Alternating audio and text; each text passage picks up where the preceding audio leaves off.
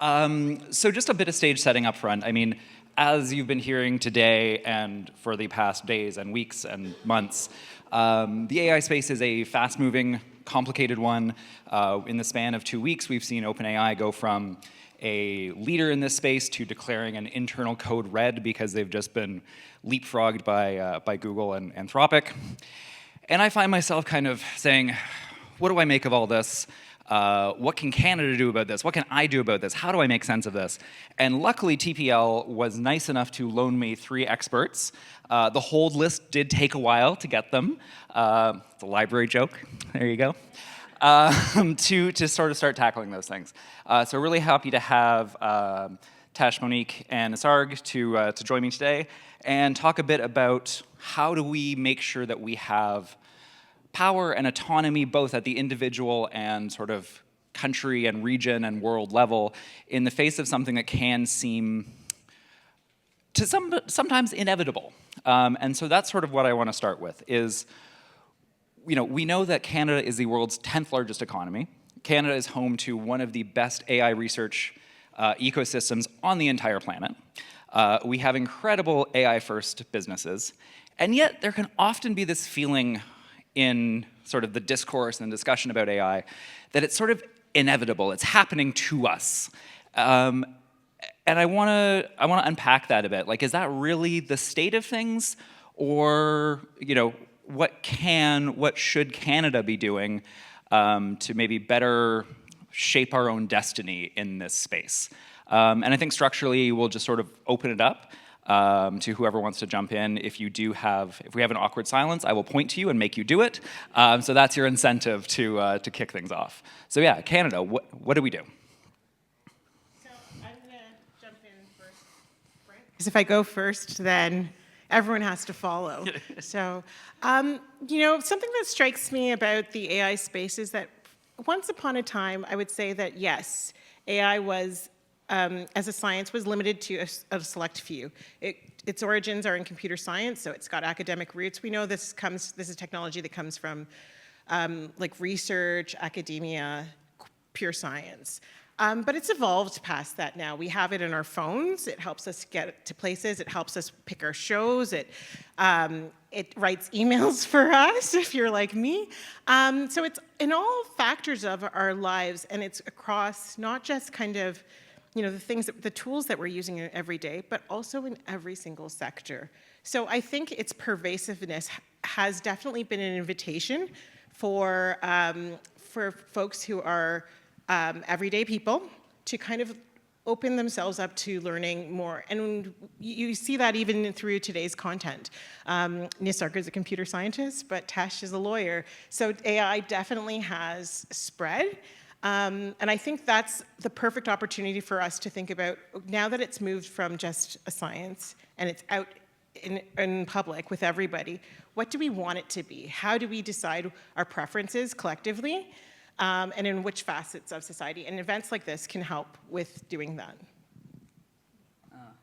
I can build on that. So, so I think that when people talk about this AI race, they often focus on just the... Oh.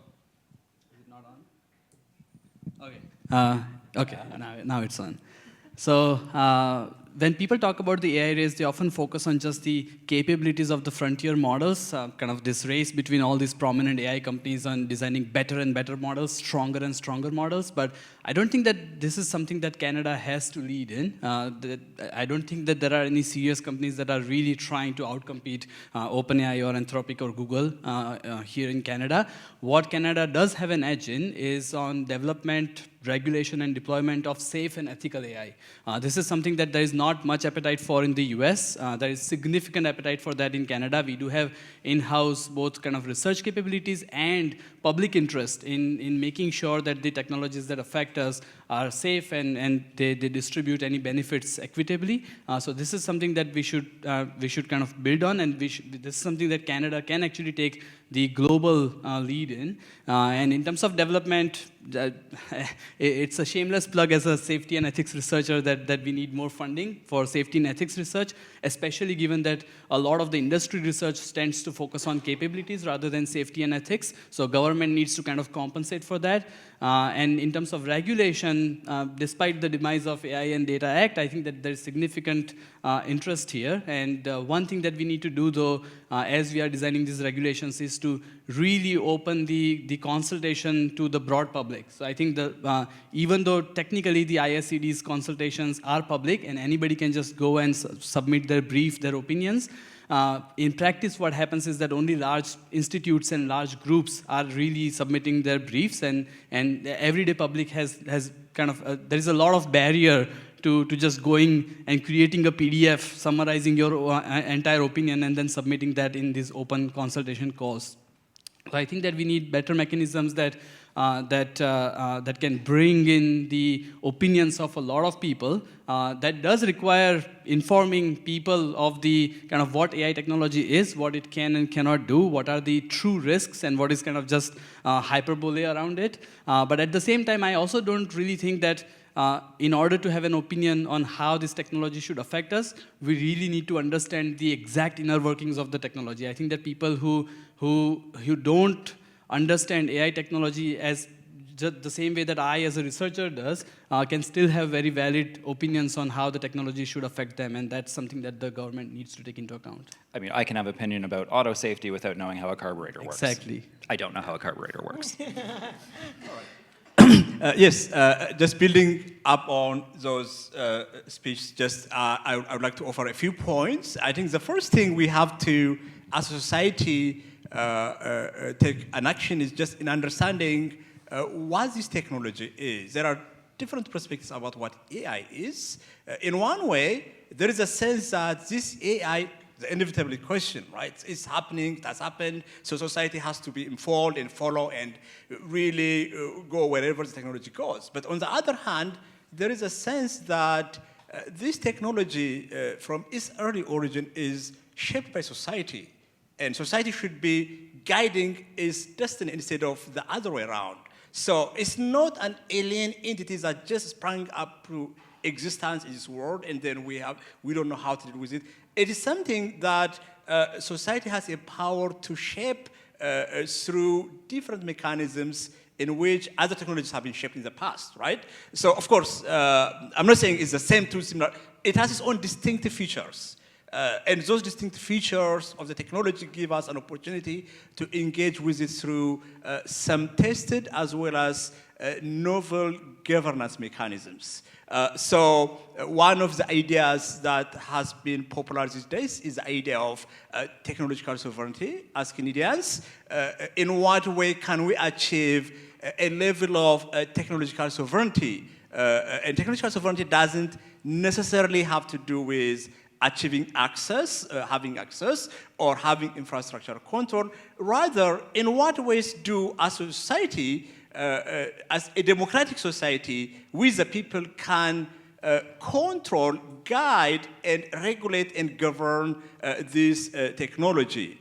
If we leave it up to the profit motive of Silicon Valley and few actors in United States and maybe somehow in China, that state-led or corporate-led innovation governance wouldn't result in the optimal result. So we have to find a way in which society as a democratically governed entity can design laws through public participation, through informed discussion, and through some way in which the technology affects everyday life. It's ubiquitous. It is in our phone, in every sense, in our school. The kids are using it to solve problems, like in every sense. But then, if it is there, we have to find a way in which those targeted uses can be directed toward this appropriate and optimal use.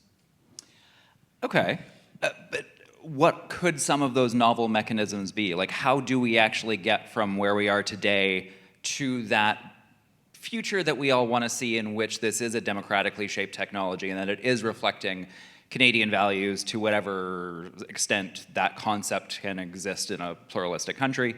Like, how do we, what's that look like in practice Yeah, I can jump in. So this is a great question, by the way. It's easy to talk kind of at a high level, saying the technology needs to be more participatory, more this, more that, but then how do we actually go about doing that? So first, I would say that ISED's public consultations, they need to have a low barrier to entry options, such as surveys or referendums. This is something that we have built into our democratic systems in order to gather public opinions. We don't ask people to create PDFs and upload them on a web page, right? So mechanisms to get public consensus and public opinions that are easier for people to respond to, this is something that should be done immediately.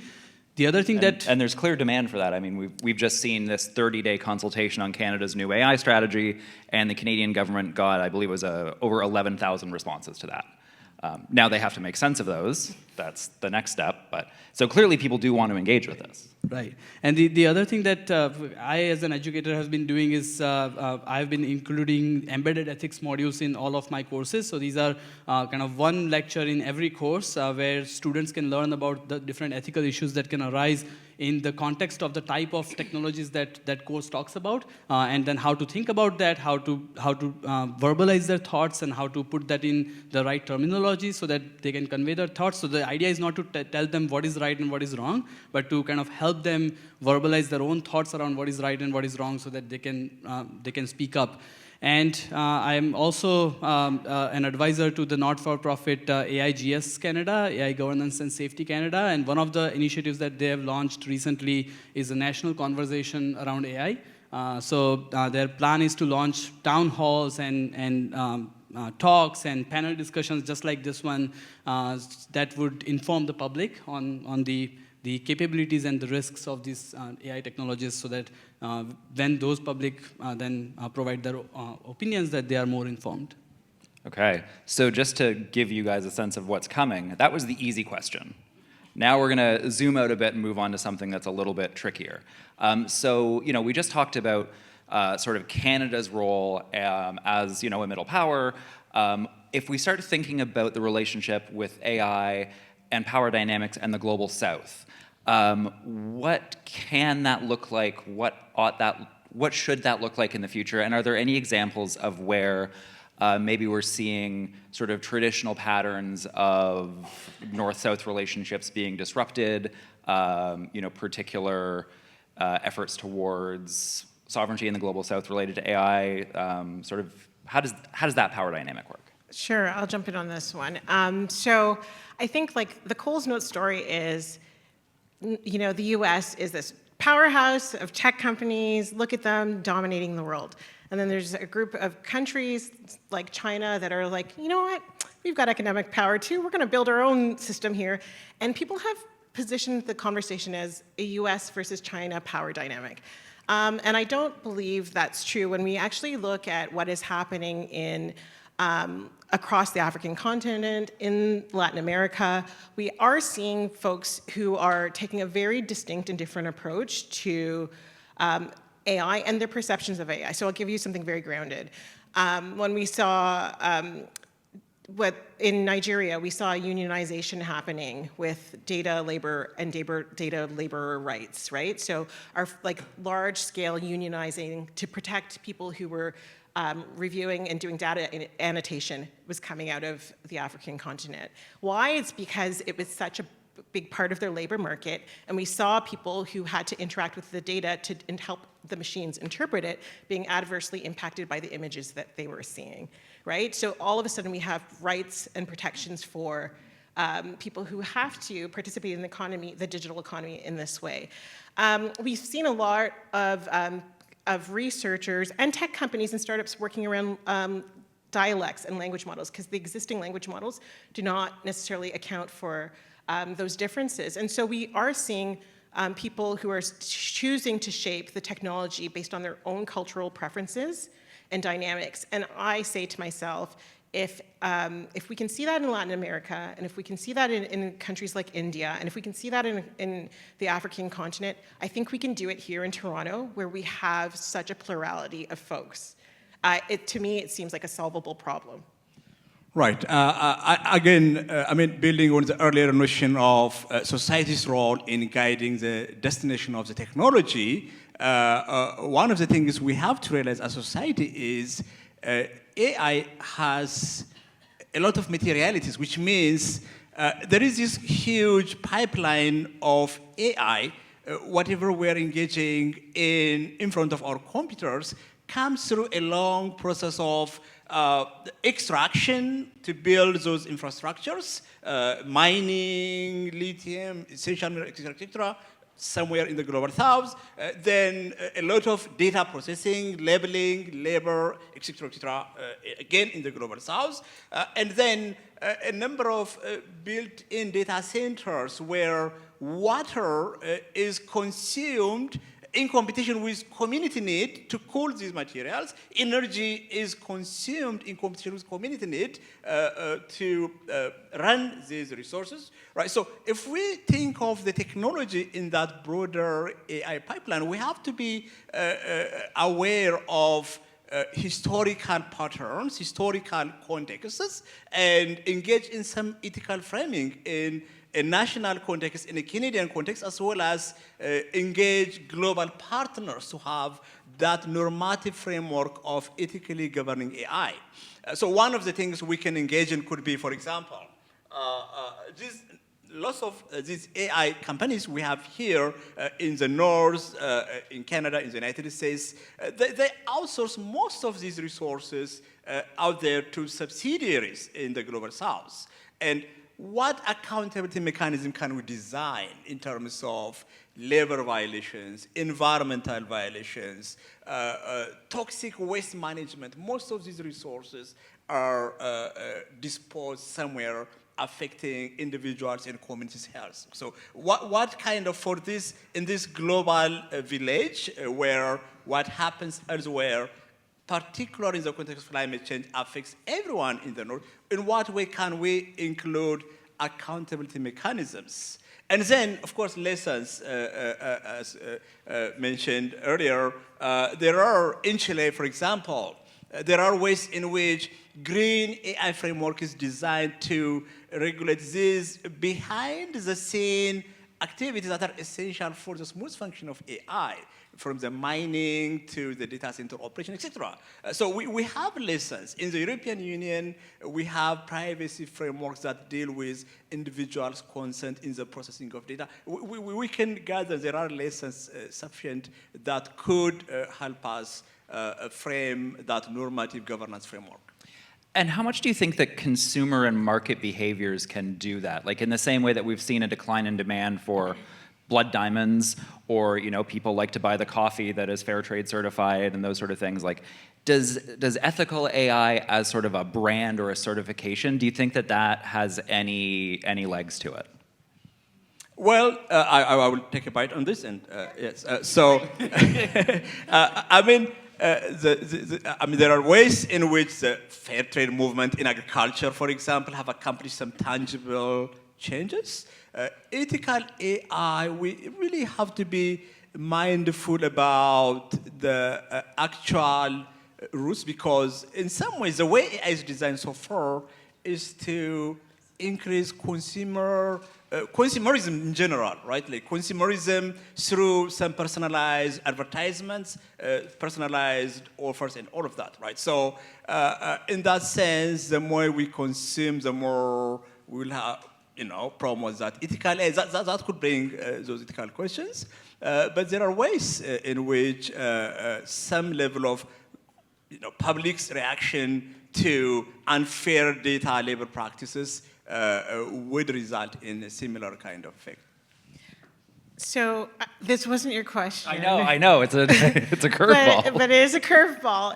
And one of the things that I'm thinking about as we're on the stage, Brent, is all of the gaps that AI can fill that are good. I'm a forever optimist, so I'd like to think that despite all of these sticky problems and trying to figure out what is this thing morphing into, we have to look at some of the opportunities for good, and can we coalesce around those? And so, if you think about things like therapy bots, right? So we know that there's pluses and minuses there. People are eager for interacting with AI for therapy purposes because of challenges with accessing care. But on the flip side, we know that there are problems because therapy is a regulated profession. So I think, like, how do we look at those opportunities that are in those intersections where there's a benefit and a challenge, and how do we prioritize those so that people start to understand and experience the benefits of AI right away? And I just want to jump in on the therapy thing, because it's such a perfect example, because it is a very common use case for consumer-facing, OpenAI, Gemini chatbots, and it's not good at that. But there are actual chatbots that are purpose-made for that purpose. I think it's Dartmouth has like a clinically validated therapy chatbot that actually does work.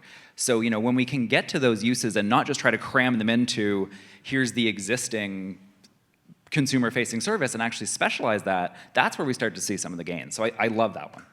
Yeah, and so just to kind of add to that, this is actually not a difficult question in Canada, because in Canada we don't have the us or them mentality, we have the us and them mentality, right? So there is, we understand and recognize the value of kind of the interplay, right? So if there are already initiatives that are geared towards Global South, both in terms of funding calls that are directed towards applications in Global South, but also indirectly funding calls that are directed towards some kind of social good deployment. And a lot of those actually, the applications that are submitted for that, they tend to be geared towards Global South, because that's where the barrier to deployment is really low. And then once we actually deploy these technologies in the Global South, we see them working, that builds momentum to deploy them here in Canada. So that there's a lot of kind of value that we can gain by focusing on Global South. And I mean, this goes for all the different application areas, not just healthcare, but also how do we use AI to improve and make our democratic systems more stable?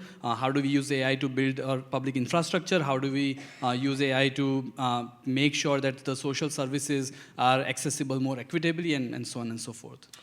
And again, this is going to be a bit of my refrain, but like, okay, so how? Like, what does that potentially look like? Rather than just, we can ask the question and have that desire, but what's that look like on the ground? I think as a researcher, one thing that I'm happy to already see happening in Canada is funding calls that are geared towards, as I said, kind of either just social good applications, or applications that are specifically geared towards Global South, including CIFAR's Phone-a-Phone calls, right? So that's really great, and I think that's a great mechanism that we already have here.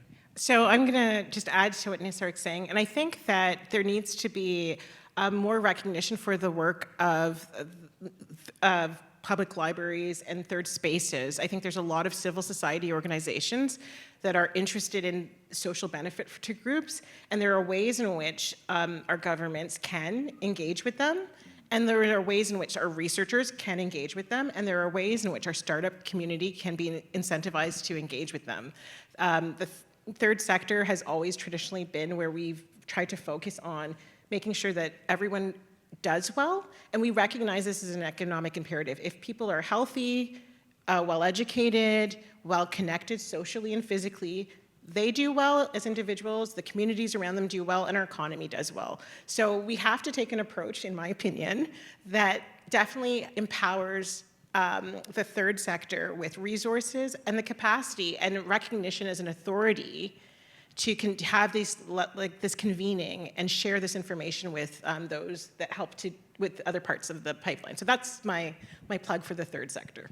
I mean, related to that, of course, one way we can accomplish this would be where from the design stage and into development and then actual deployment, we shouldn't be thinking of this technology as a mere technical artifact. We should think of it as a techno-social development whereby designers, when they design the algorithm in the beginning, there will be some kind of plurality of value choices that will be made at the design stage, or later in the development stage as well. There has to be some reflection of how this technology would reflect societal diversity, societal needs. And then in the deployment stage as well, we have to have guardrails on how there would be some known risks, known harms could be regulated, mitigated,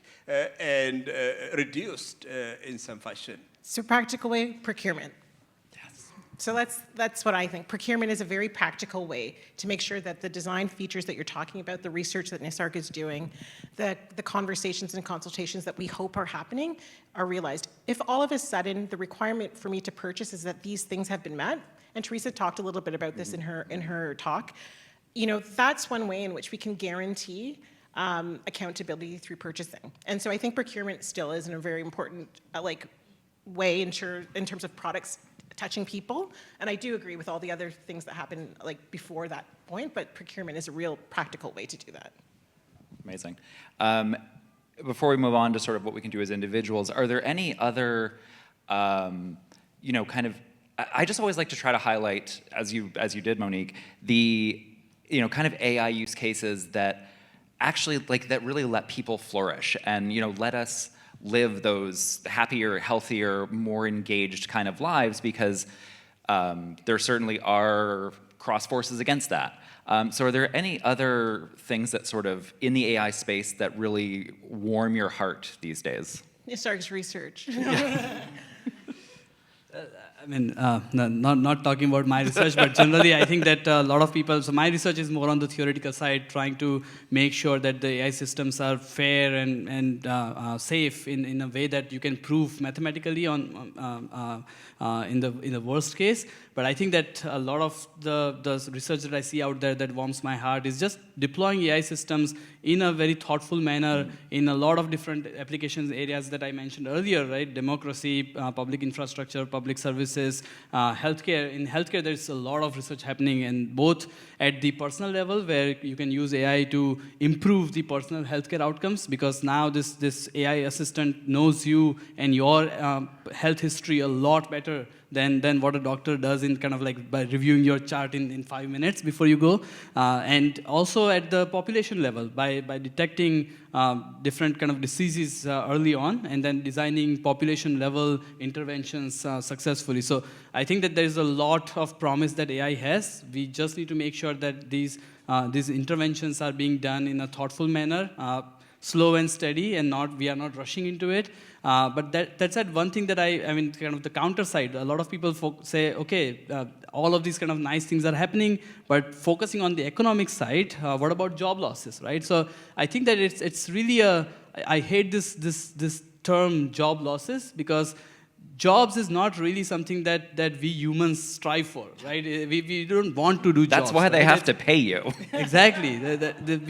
In fact, it would be great if AI can take a lot of the work, freeing up time and for human time and human energy for creativity, for care, for pursuing your passions, for connections. So the only problem is that we are not prepared for that. And the rate at which the job losses are in my personal opinion, are going to be realized very soon and very rapidly, that is going to create a big problem on how the benefits and gains created by the AI systems are going to be distributed. And they are going to be distributed heavily unequally. And the inequity in our society is going to just balloon up if we don't have mechanisms in place for it. So I don't think that even on the economic side, the outcome is doom and gloom. People talk about job losses, which I believe are inevitable. This is not something that with the rise of calculators, we just kind of change to different jobs. At some point, some jobs are just going to go away, and they are not going to be replaced by other jobs, because these systems are getting better than what humans can do in certain areas. And this is something that I think that we just need to prepare for it better.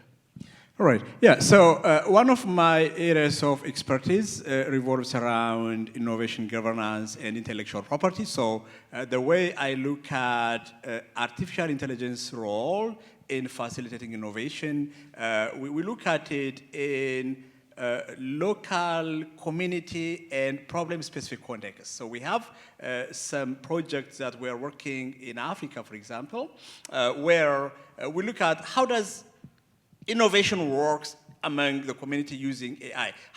Is AI being used as a catalyst for innovation?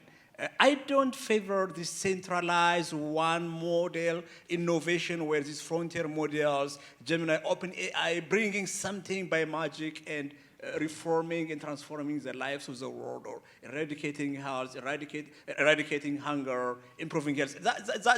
There are people who work towards that. But then the way I see it, when we look at these communities, there are specific ways in which individuals, startups, social enterprise are using AI to solve real-world actual problems. There are people who are using computer vision technology embedded in a mobile phone to diagnose and detect crop disease based on crowdsourcing of all this information to forecast and control the future, the next year's harvest. There are people who use, governments who use drone technology to deliver health where there are no sufficient infrastructures. And there are these kinds of, in all sectors, in education as well, as a way of solving specific problems that address community needs. Those are areas that really excite me about the way the technology evolved. They may not be necessarily through designed AI algorithms from Silicon Valley, but there are local contexts that are being developed. There are local capacities that are being developed. And that diffusion of the technology in that way, I think, is an aspect of the democratic shaping of the technology where individuals would use, even in Canada, there are First Nation groups, indigenous groups, who use AI to train endangered and low resource language to preserve it for the next generation through some engagement, right? And there are these kinds of uses that are really targeted, tailored to specific problems. And that's where I believe the future would be, the influence of technology will be felt the most. Yes. Great, so we're gonna transition to our audience Q&A, so start getting your questions ready. But before that, I'm gonna do my lightning round with you. So this is the, you are in an elevator ride, so keep it to the length of time for an elevator ride with Mark Carney. Just happens to happen. I don't know, you're wherever. What is the one thing, what's the one idea you really want him to steal that you're gonna pitch to him in that elevator at, I don't know, what has elevators? Buildings. Schwartz Reisman Innovation Campus? Yeah, exactly. Well, that would be a short elevator ride. It's like, it's not, TD Bank building. There we go. That gives you like a good 35-second elevator ride. So you want to just, okay, so I'll go. So I think for me, the biggest thing is trust. Mr. Carney, we need Canadians to be able to trust people who are designing these systems and deploying them. And so spending more time in helping people understand the technology and focusing more on literacy, transparency, and accountability and engagement are critical. Because if we trust the technology, and I don't mean that as in trust it absolutely, there will be more opportunities for us to think about how to use it and integrate it into society in the ways that we would like to see that happen. That's great. Okay, yes, before he leaves the elevator, I'll just make sure. But, so I think there are two things I would rather make my elevator speech on, and one of it, you mentioned it already, critical AI literacy. So there are competing cognitive tools, the human intelligence, the human literacy, and the human cognitive ability, and these synthetic artificial cognitive tools. In making these choices, people should be given an opportunity to choose which one to prioritize and how to evaluate, assess, and critically use the tools they need to solve particular problems in their own way, in the way they understand. So it's not just about using AI or learning how to use AI, it's rather how to critically engage with AI, making the choice. So having that individual cognitive sovereignty where we make a choice on when it's appropriate and when it's not. That's one thing. The other thing is accountability. accountability, we shouldn't take it for granted that corporations and these big operation entities would report and tell us the real story behind the products they are releasing, right? So we have to have some level of mandatory review of their practice, transparency practice along gender, racial, religious, etc., with the way in which their technology, their products affect these societal problems. We shouldn't leave it to their report and individual certification. We should have a mandatory review mechanism by the state to actually confirm those rights are respected. Okay. Empire State Building, elevator ride. Okay, and Nisarg, what is your pitch to the Right Honorable? Yeah, so just building on trust, Mr. Karni, that we definitely need public to be more aware about kind of how, which AI technologies to trust and not, but also they need the information about which AI technologies are trustworthy and not, right? So as Tesh very nicely mentioned, let's have a certification mechanism that is third party, that brings in a lot of expertise to make sure that the AI technologies were designed in a safe and ethical way and are operating in a safe and ethical way. And this certification mechanism can also act as an incentive, because now people would only trust AI technologies that are certified by this mechanism, and therefore industries would be incentivized to design AI technologies that are safe and ethical to get this certification. So let's have this mechanism going on, and let's push for regulation that at least in the public sector, this certification has to be there.